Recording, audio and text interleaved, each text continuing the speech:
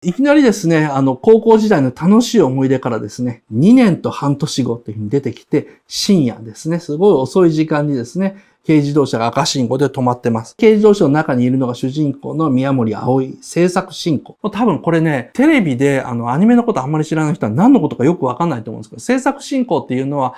アニメの世界でいうところの、あえて悪いことを言えば、一番下っ端の下っ端の下っ端なんだけども、この人がいなかったらアニメ絶対完成しないというですね、実は一番大事な役割でもあるっていう、そういうなんか不思議な役職なんですよ。制作進行がダメであれば、そのアニメ自体が成立しなくなってしまうというですね、そんな感じの役職ですかね。宮森葵ですね、死んだ目をしてるんですね。死んだ目をしてですね、口が半開きでトローンと開いてます。このカットでは閉じてるんですけどもですね。で、カーラジオからですね、アニメの情報が流れてくるんですね。で、カーラジオの時刻が表示されていて、午後11時ですね、24分ですね。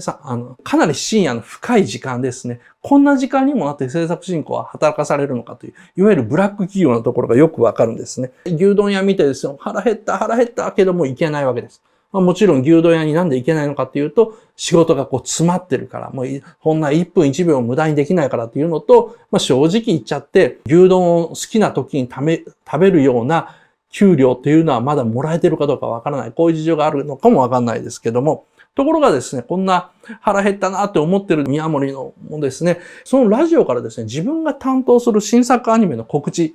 情報が流れてきて、で、ゲストにですね、その主演声優がですね、出演声優が出てると知ってですね、いきなりテンションが上がっていきます。このですね、そのラジオから流れる作品情報、時刻表示ですね。あと、空腹だけど食べる時間も金も惜しいっていうようなことで、宮森のですね、現在の状況ですね。いわゆる3幕構成の第1幕ですね。設定っていうのが語られるわけですね。状況設定が語られますんですね。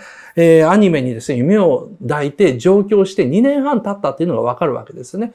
この人は高校時代にアニメ研でアニメ作ってて、自分たちでもっとプロになって一緒にアニメ作ろうって言ってから2年半、あんなにキラキラ輝いていた表情の女の子がですね、深夜もうドロドロの目して口半開きになってですね、なんとか睡魔と戦いながら目を開けてですね、運転してるわけですね。これが3幕構成の第1幕、設定です。そうするとその隣にですね、GI スタッフっていうですね、似たような名前のアニメの会社が2つぐらいあるんですけど、その会社のですね、制作進行の車が横付けきます。富ヶ谷というですね、後でも出てくるキャラクターですね。で、夜の都会でですね、なぜかこの2台の車がですね、カーレースを始めるんですね。横に来たですね、富ヶ谷の別の会社の制作進行の車がうわーんってエンジン吹かしてですね、で、この挑戦をですね、主人公の宮森はですね、挑戦買うわけですね。うわん。で、夜の街でですね、2つの車のですね、レースが始まる。街道レースが始まるんですよ。ここまでが設定なんですけども、視聴者は何を見ればいいのかっていうのがわかるわけですね。要するに、運転してる宮森を見て、で、彼女を応援すればいいというのがわかるわけです。で、ここからですね、彼女が担当しているアニメの主題歌がラジオから流れて、宮森は嬉しそうに歌いながらカーレースを楽しげにですね、戦っていきます。軽自動車なのにですね、普通乗用車にですね、車重が軽い分ですね、小回り効くからですね、なんとか勝つわけですね。で、この勝利がじゃあ結局何につながるのかっていうのが、その次の振りにつながっていくわけです。ところが、レースシーンの作はすごいんですけどね、実は描写嘘っぽいんですよ。この3コマ目見てください。坂道があってですね、普通乗用車、こっちがですね、ライバル会社ですね。で、それを追いかけているですね、宮森のですね、軽自動車、黄色いナンバーだから軽自動車ですね。2つともですね、思いっきりジャンプしてるんですよ。こんなジャンプですね、自動車でできませんよね。で、こんな飛ばないんですけども、これね、わざとね、大げさにやってるんですよ。で、このわざと大げさにっていうのを説明するためにですね、こういうものを用意しました。白箱ゲージですね。ウィキペディアによるとですね、PA ワークスっていうですね、白箱を作った会社の社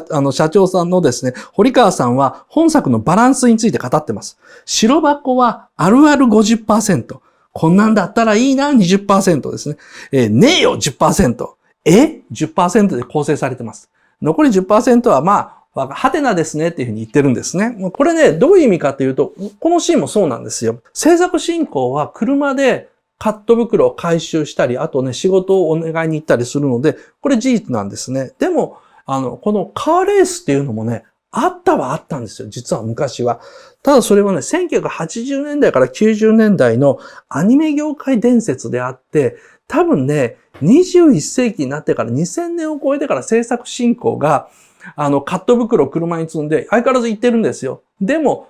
別のスタジオと競争して、それで勝った負けたっていうのはないんですよね。いわゆる制作進行はとにかく秒で動いて、一日もう丸々寝れないのは当たり前で、で、自動車で移動するときはもうカーレース状態でよそのスタジオ見たら、とりあえず追い抜くことを考えて、で、駐車違反なんか当たり前で、反則切符何回切られたかっていうのが制作進行の、いわゆるプライドの一つだったみたいな時代があったんですね。で、その時代のことを書いてるんですよ。だから、あるあるは半分で、今はもうねえよっていうのもちょっとあるって、ちょうどこのバランスになってるわけなんですね。で、あともう一つですね。アニメーションの制作をアニメで書くっていうのは、話だけ聞くと面白そうに聞こえるんですけど、それね、話し合いとか会議しか絵面がないってことになっちゃうんですよ。延々ね、アニメーション制作現場って机に向かって黙って書いてるか、話し合ってるかだけなんですよね。なので、絵に動きが全くないのでですね、そのため昭和の時代、伝説のですね、カーレースっていうのを入れたんじゃないかなと思います。つまりこのレースシーンっていうのは、あるある名誉がですね、半々に混ざった、かつてのその昭和黄金時代へのオマージュでありですね、同時にこの白箱という作品を見るとき気をつけてくださいという意味なんですね。軽自動車が坂道でジャンプしてたら、昔のアニメを知らない人でもですね、大げさだってわかるじゃないですか。これ、その宣言シーンなんですよ。このアニメこれからアニメ界の基本的に実際にあることをベースにして、こんなのどこのスタジオにもあるんですよみたいなお話するんですけども、大げさに書いてますよと。車はなぜかものすごくジャンプしますよと。この作品のリアリティレベルっていうのはこの辺ですと。事実ベースなんですけども、動きを入れて大げさに書きますので、そこら辺皆さん、ちょっと分かってくださいねっていうですね、このシーンなんですね。だから、うまいですよね。これを絵で見せちゃうっていう、リアリティレベルの設定。歌詞ですね、基本的にはこう、うまくできてるんですけども、第一幕の設定見せるとしては欠点もあります。問題もあります。何かというとですね、その全体情報はですね、ラジオから流れる今期期待のアニメとかですね、